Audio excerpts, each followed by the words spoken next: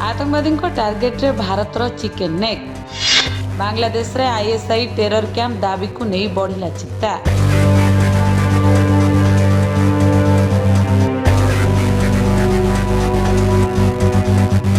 भारतर सुरक्षा सह जड़ित अत्यंत संवेदनशील सिलीगुड़ी कॉरिडोर जहां चिकेन नेक बोली कहुए ताहाकु नहीं पुणी थरे चर्चा जोर धरी।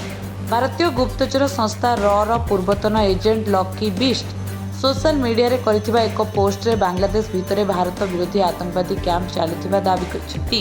लकी बिस्ट को दाबी अनुसार बांग्लादेश रे चालुथिबा ए कैंप गुड़िक पाकिस्तान सेनार अधिकारी और आईएसआई र सदस्य माने मिसी आतंकवादी को प्रशिक्षण देउछिति।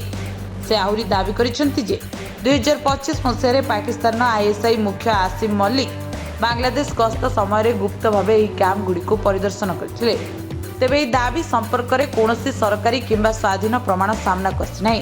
तथापि यह दाबी जदि सत प्रमाणित हुए तेबे भारत पई यह बड़ चिंतार कारण पलटि पारे। लकी बिस्ट अनुसार बांग्लादेश 4टी अंचल में एपरी कैंप सक्रिय रही। सेगुड़िक मध्य रंगपुर जहाँ सिलीगुड़ी कॉरिडोर बा चिकेन नेकर अति निकटतम अंचल। यापर रही चटगां हिल ट्रैक्टर्स। एठारे आईएसआई समर्थित हुजीबी और लश्करी तोयबा सक्रिय थिबा दाबी कराଯାଇଛି।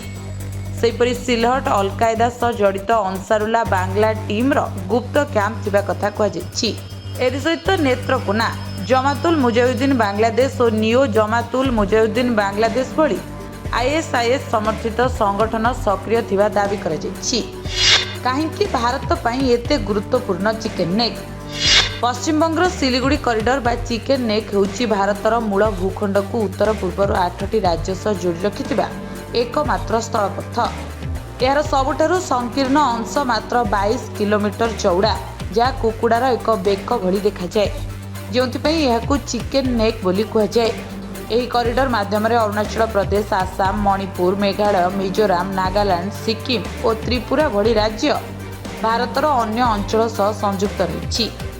तेणु यह अंचल सुरक्षा को भारतर जातीय सुरक्षा दृष्टि अत्यंत संवेदनशील बोली गणाए। ब्यूरो रिपोर्ट ओडिशा संवाद।